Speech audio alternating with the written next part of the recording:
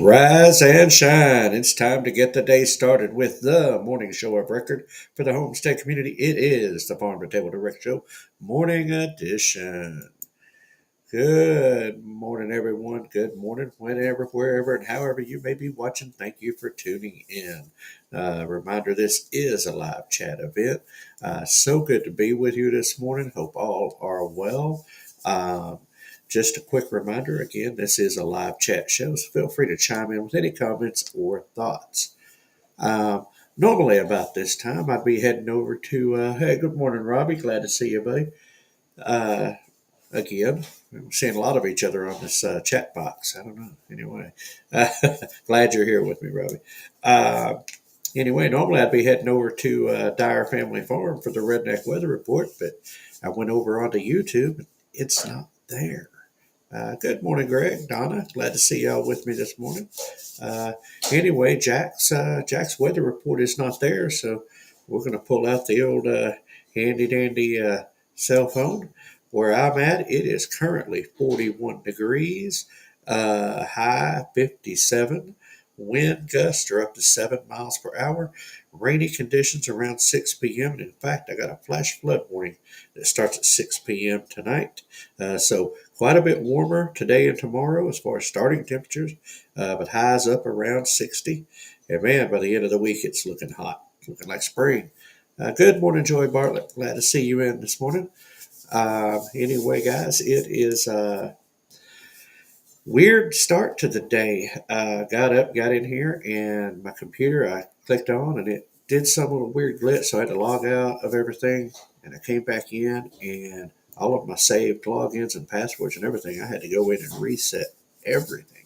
So I don't know what was going on. So it's just a glitchy Wednesday. I don't know. It's weird. But anyway, we're going to persevere. We're going to push on through.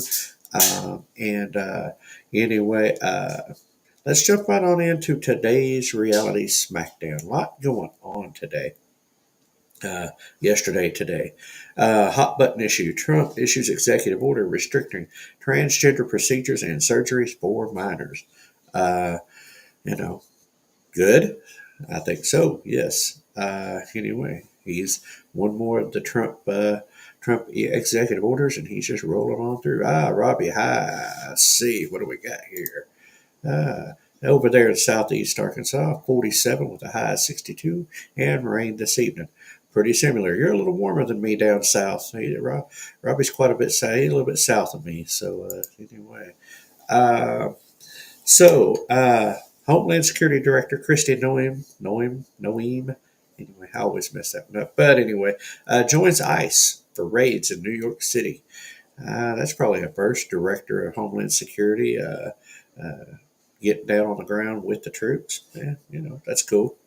Uh, you know, but okay. Anyway, RFK Jr.'s Senate confirmations begin today. Good morning, bro. Glad to see you with us. Uh, anyway, yeah, so that's going to be interesting. There's already some stuff coming out. A lot of stuff in the news headlines and stuff like that. Some of his own family coming out attacking on him and that stuff like that. But anyway, that Senate confirmation begins today, and something I want to let me see if we go back over here and pull this up. Yeah, Trump administration offering 2 million federal employees payouts to resign. Uh, so that ought to be interesting. I wonder what 2 million of which departments he's eliminating. Uh, I think he's starting with the IRS and DEI hires and a few other things. So yeah, uh, lots of things. I don't know if they're good or bad. I'm sure there's people that are affected by that, but maybe negatively or not. I don't know. A lot of happenings up in DC, and we shall see if they're all good or not. But that's what's going on. That is today's reality smackdown. And now for this day in history, January 29th, 1845, American writer. He wasn't American, was he? I thought he was English. I'm pretty sure. Anyway, I don't know. Edgar Allan Poe's poem, The Raven, first published in the Evening Mirror newspaper. So, hey, forever, evermore, right? Rapping on the door or whatever it was. Yeah. Anyway, this one, the beginning of the end right here. 1892, the Coca-Cola Company is incorporated in Atlanta, Georgia. And the world ain't been the same since. Love us some Coca-Cola. Have a Coke and a smile, right? Anyway, 1944, jumping forward a little bit, for all of us military folks, and especially all you Navy guys, gals, USS Missouri, the last battleship commissioned by the U.S. Navy, is launched. Well, it was honestly, it was the last battleship of the World War II. I think I don't know if they've rebuilt anymore or not. Anyway, I would quit for 2 million. Oh, I'm going to share that. uh, I would quit for 2 million. I don't even know if it would take that much, but yeah, no kidding. I think we all, yeah, if the payout's big enough, I'm out of here. Uh, anyway, Anyway, 1964, we're going to jump forward 20 years. Unmanned Apollo 1 Saturn launcher test attains Earth orbit. The space race was on. Um, anyway, so, got to make orbit around and get some of those pictures from way up high. Anyway, 20 years later, 1984. President Reagan formally announces he will seek a second term. So the last great administration. Oh, have to put a pause, folks. A cup of coffee's coming. Thank you, man. A very full cup of coffee. Ooh, man.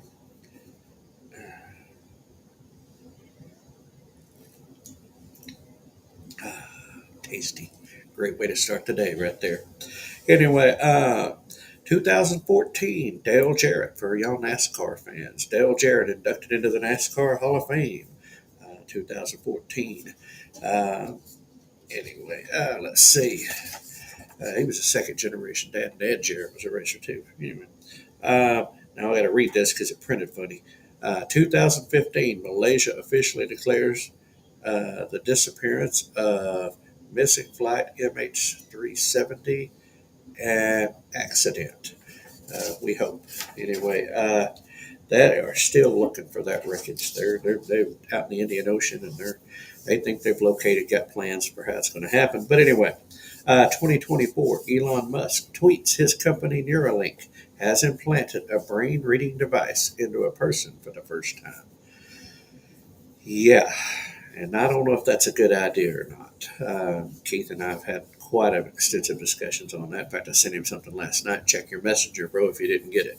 Uh, anyway, some kind of scary stuff going on right there with Neuralink, and we've discussed AI and augmented reality, and now super intelligent AI, and some of the stuff going on with Stargate, and what that could potentially lead to.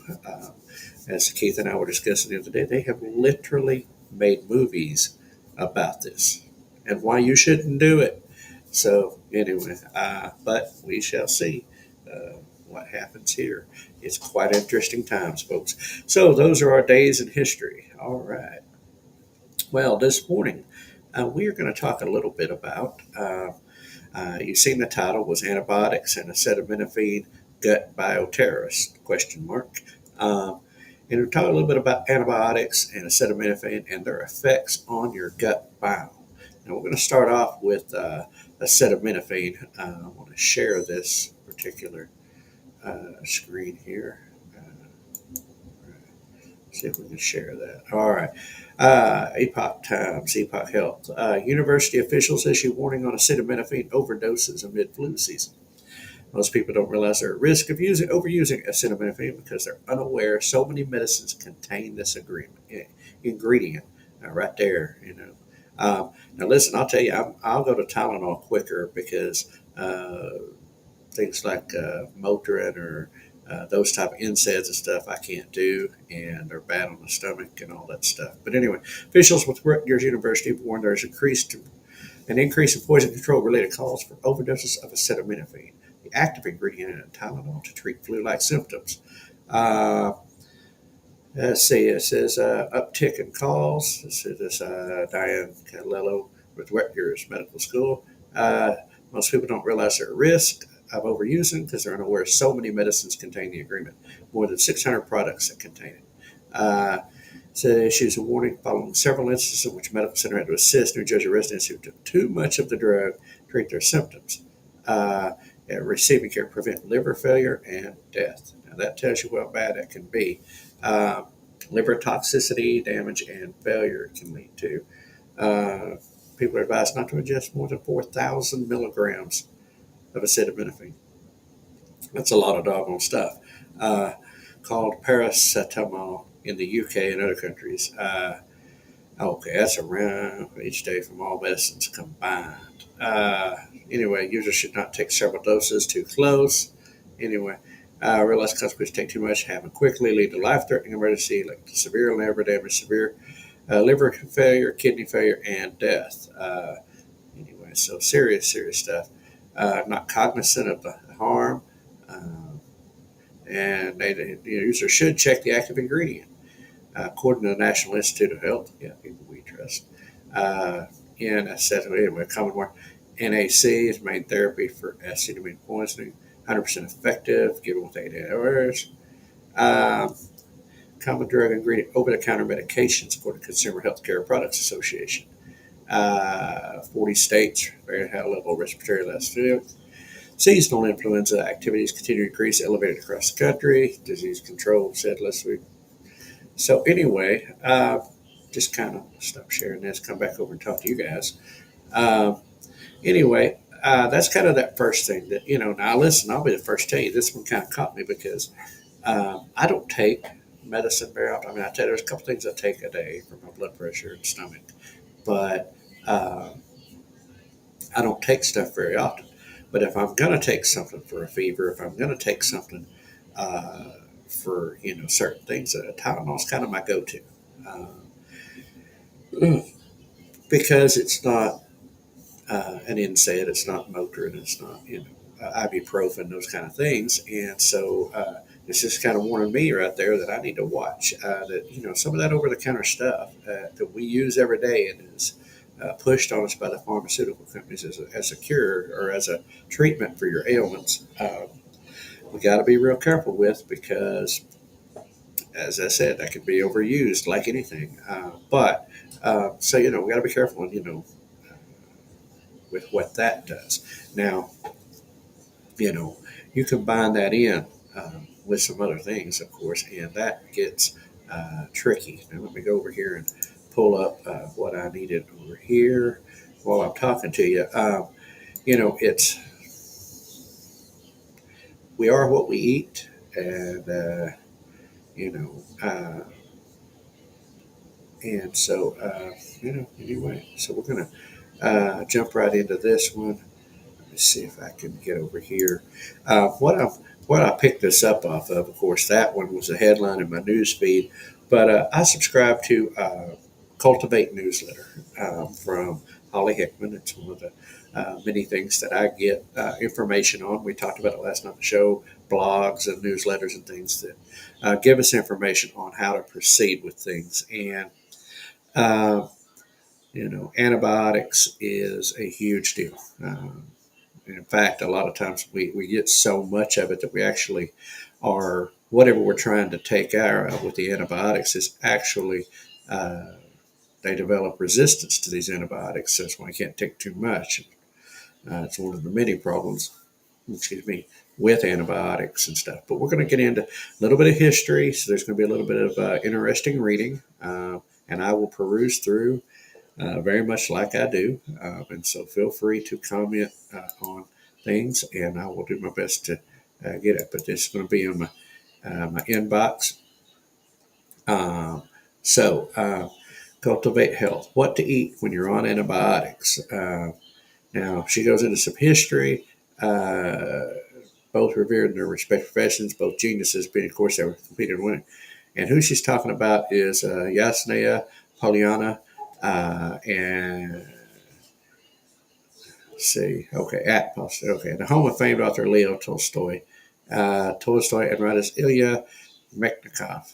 aka Ellie Metchnikoff. Anyway, um, they didn't like it. They didn't get along with each other. But they finally sat down, and he was Tolstoy was about the world's conscience, and uh, those who visit. Oh man, he appeared to understand their unspoken thoughts. Anyway, uh, he believed our conscious and our things were beyond that, but he was not necessarily what I call Christian belief in that. Anyway, and meanwhile, Meshnikov, a fellow at the Pasteur Institute, recently won Nobel Prize in Physiology and Medicine on phagocytosis, an important cellular-based immune system mechanism. At the time, phagocyte blood cells, white blood cells, were believed to spread disease, but he observed that white blood cells in starfish could actually capture and destroy harmful bacteria. His work helped establish modern immunology, including vaccine and gene therapy development. See, it's all tying back together. You'd think Tolstoy would have been impressed, but he wrote kind of turned out to be very lightheaded. So anyway, why the disdain? Comes down men's warring views on the purpose of science and art. Tolstoy was aware of the way science seemed to steamroll morality, meaning in the name of progress. Well, we heard this here lately. Anyway, science cannot offer a solution to the principal problem of humanity and understanding the sense of life. And Meshnikov vehemently disagreed. Uh, he rejected Tolstoy's artistically and religiously informed worldview. If we are told it's impossible to live without faith, then that faith can only be faith in the power of science. Yeah, but anyway, bound to antibiotics. One of Meshnikov's researchers was delaying aging. Anyway, became convinced a healthy gut would increase longevity. Remember those phagocytes? Those cells absorb harmful organisms or waste material. Now, listen, if I'm pronouncing that name wrong, it may be phagocytes. I don't know. Either way. Anyway, Meshnikov began studying the gut contents of a large number of species bats, cats, horses, and even people. And he became convinced that removing toxins from the body was a key to longevity and that beneficial lactic acid bacteria could mitigate gut damage. There it is. It's already. Good morning, Tracy. Glad to see you in with us. Um, he is already, on to the fact of, gut biome and everything else. So, what did he do? He took probiotics, 1907. Again, 1907, he was on probiotics. So, interesting. Around that same time, other scientists had discovered strains of good bacteria, such as, I'm going to mess this up, Lactobacillus bulgaricus, named after a Bulgarian microbiome, and the genus Bifidobacteria. Anyway, Bifidobacteria. Anyway, learned that Bulgarian villages, known for their inhabitants' longevity, where most people ate or drank sour milk products. Yuck. But we know some of them are pretty good. But anyway, figured those products were the magic elixir. You mean sour milk like yogurt? Yep. And clabber and yogurt cheese, strained yogurt, kefir, however that's pronounced, sour buttermilk for making butter, sour cream, cultured butter. Anyway, anybody getting hungry yet? Anyway, feeding your gut is a beautiful thing, and these days it might be more necessary than ever. Now, these are some of the headlines that are popping up just recently. What is the quademic and how can you stay healthy? What to know about quademic of COVID, flu, RSV, and norovirus. Health experts are seeing a dramatic increase in walking pneumonia cases. Wow.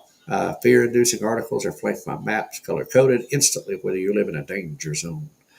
Clickbait aside, illness does happen. Several people who've been on antibiotics this winter for pneumonia. Now, here's where we get into it. All right. Antibiotics can be life-saving, but they can also wreak havoc on your good gut bacteria. The damage to your microbiome can last for years. Yikes. The most popular remedy, of course, is to take commercial probiotics, but that can be expensive. Probiotics don't necessarily reset your gut to its pre-antibiotic state. In fact, they can even hamper the recovery process. And believe it or not, there's now even a proudly GMO probiotic that targets hangovers. Joy. all of you out there, all y'all drunks, all you lushes, just go on out there. There's a probiotic that's going to help you out. Yeah, anyway, no, don't do that. If you want cheaper, organic, likely more effective solution, consider lacto-fermenting your own products right in your own kitchen. Naturally, lactophin tend to contain a wider range of good bacteria. That's right, good bacteria. Uh, Fermented foods can affect the gut biome in a positive way, encourages larger, more comprehensive studies. Fat chance, not enough money to be made. That is correct, Holly, not enough. Easy foods you can make at home for pennies include all the dairy products listed above. Sauerkraut, kimchi. There you go, bro. There you go. There's more reason to use that kimchi. You love it. Anyway, gingered carrots, huge hit with kiddos, and ginger beer, non-alcoholic. Several more things. Consider adding non-digestible prebiotics into your diet. Stimulate the growth of beneficial gut bacteria. Prebiotics are often included in high-fiber foods such as Jerusalem artichokes. Incorporate slowly. Onions, garlic. Now you're talking my language. Leeks, asparagus I can roll with. Beans, again, slowly. And everyone's smoothie friend, bananas or plantains. Grape fried in coconut oil. Anyway, if you can tolerate gluten, oats and whole wheat are a good choice, especially if you ferment them first, i.e., e.g., sourdough. We've talked about, so apparently sourdough is good for you. Imagine that. I talked about this before, but resistant starch is also helpful. One trick is to make pasta or potatoes or basmati rice, cool it in the fridge, and then eat it the next day. I've never heard of that. Interesting trick. Another thing is make sourdough bread, freeze it, and then thaw and or toast slices as needed. In fact, regardless of whether you have to take antibiotics this winter, pretty delicious health protocol. So that was. Let me get back over here with you guys. Um, yeah, uh, that's kind of an interesting. I was reading, like I said, that was from Cultivate newsletter. That was written by Holly Hickman. Give credit to that article and her thoughts on that and reading through that. And I wasn't going to try to reinvent the wheel. She did a great job of explaining that.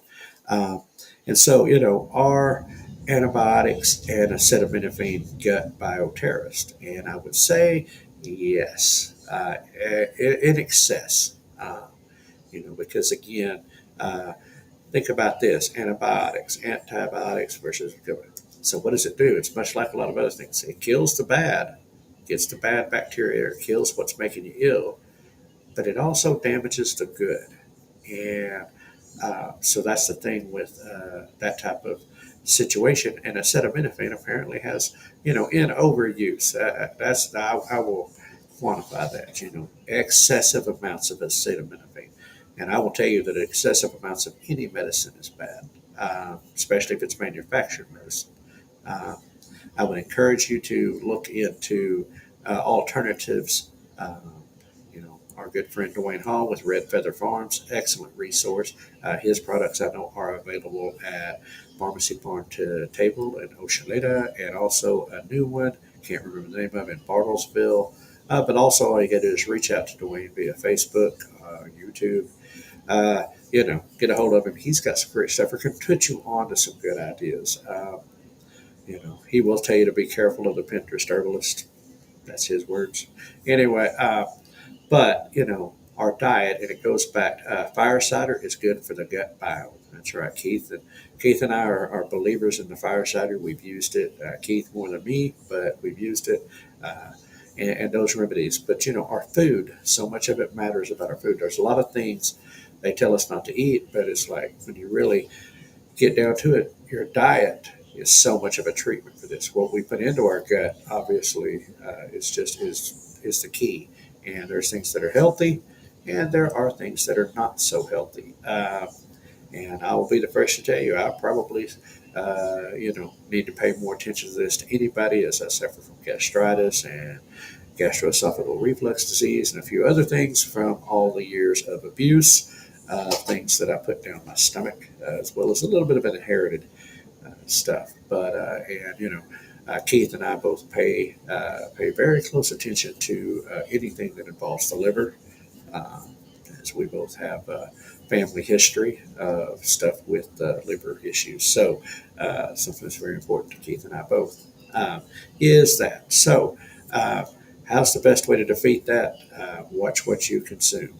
If you have to take acetaminophen, if you need a Tylenol or some medicine that has it in it, use it when you need it, but don't overuse it.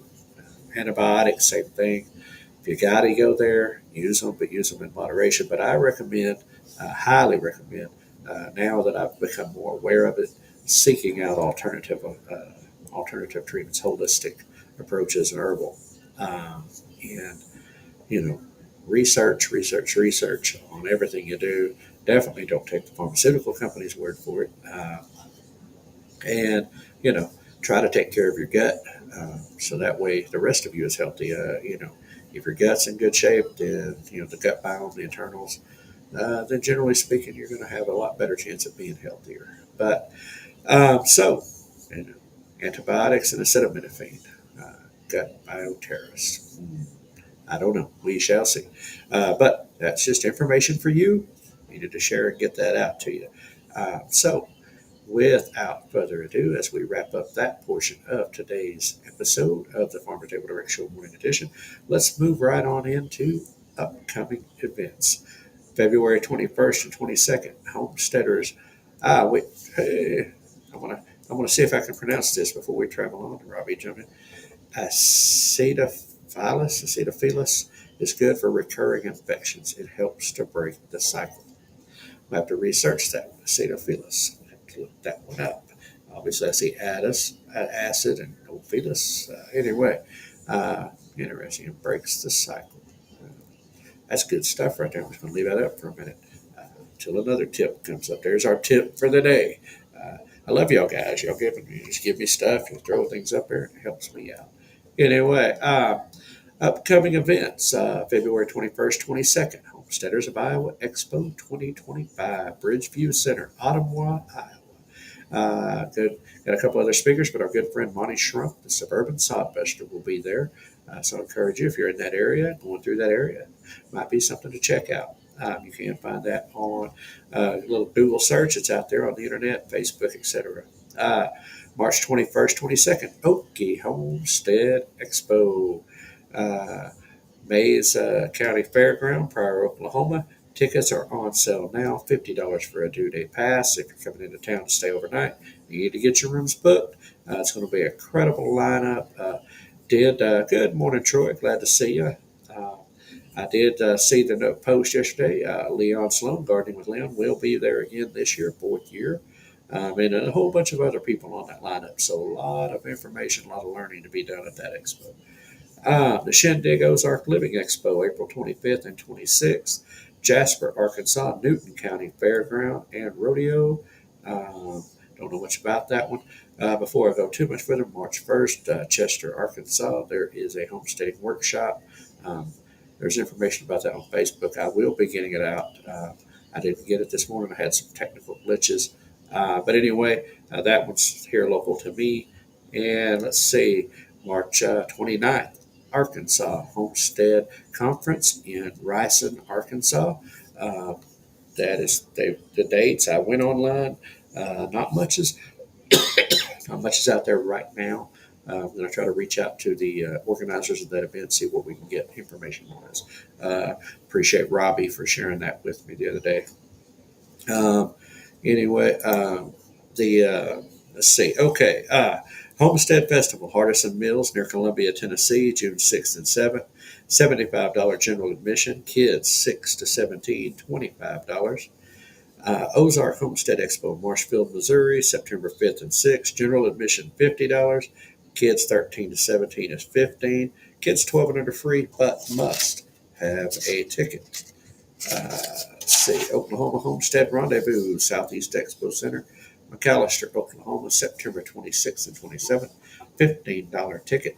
I'm very proud of that one as we've worked with this one and working on this one, looking for year number 2 and hoping it's better. And Homesteaders of America Conference, October 11th, 12th, I believe it's the dates on that, 2025, Front Royal, Virginia. Tickets on sale now, but they are selling out crazy quick. So need to jump on those. Anyway, folks, that is, yeah, bro, I seen that. I wasn't going to call you out, but since you called yourself out, get that first cup of coffee in. Anyway, for those who don't know, Bro just called Robbie from the Wild Huckleberry Scotty from Lone Cross. Yeah, not the word. I don't think Robbie would be too upset with you about that. But anyway, uh, folks, that is a wrap for today on the Farm to Table Direct Show Morning Edition. Thanks for joining in as we explore headlines and stories impacting our world now and in the future. If you go forward, hope that you begin to take care of your gut if you're not already, and watch the things you're putting in there, and begin to take care of yourself in that regard. So, things to learn, things that Keith and I are working on together, and what we're learning. But anyway, if you enjoyed today's show, don't forget to hit that like button, share it with your friends, and of course, subscribe to our channels, Facebook, YouTube, X, and Rumble. It is the best way to stay connected and help grow the conversation about food, farming, and community, which we love the community portion of that. Anyway, until next time, keep your roots deep, your vision growing.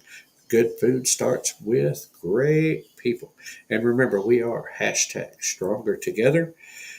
Be a blessing to someone today. And folks, we will see you all on the other side. I hope you all have a great, blessed day. If you got rain coming in like we do, prepare accordingly and be safe out there. I know we have a flash flood warning where I'm at for later. Folks, we will keep you informed as we go along the way. Look forward to tomorrow's show back here at 6 a.m. Live, and topic to be determined. That's every day for me. For those who missed it last night, great show on the Farm to Table Direct Show.